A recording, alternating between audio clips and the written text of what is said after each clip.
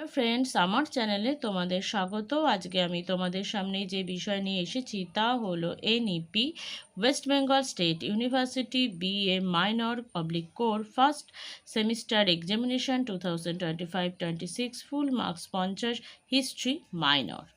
বিভাগ ক, এখান থেকে 10টি প্রশ্নের উত্তর দিতে হবে। মান 2 করে রয়েছে। একের এ, উত্তর পশ্চিম ভারতের গুরুত্বপূর্ণ দুটি নব্য প্রস্তরযুগীয় প্রত্নক্ষেত্রের নাম করো।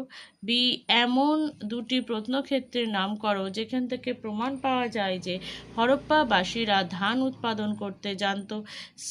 সি, কৃষিকার্যের উল্লেখ করো। এমন দুটি বৈদিক সাহিত্যের উল্লেখ করো।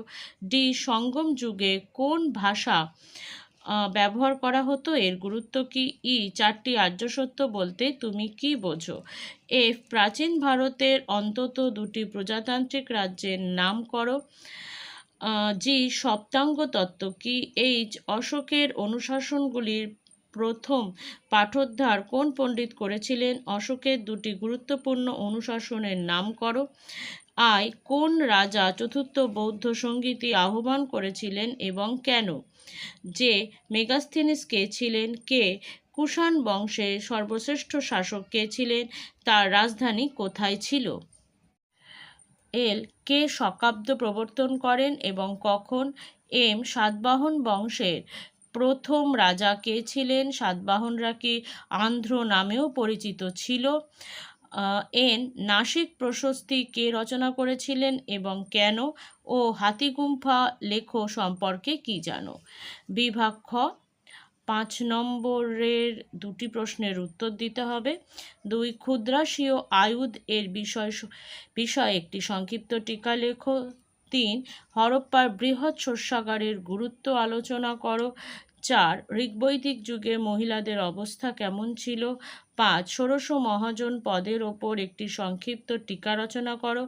6, কুষাণ যুগের সাংস্কৃতিক গুরুত্বের ওপর একটি সংক্ষিপ্ত টিকা লেখো।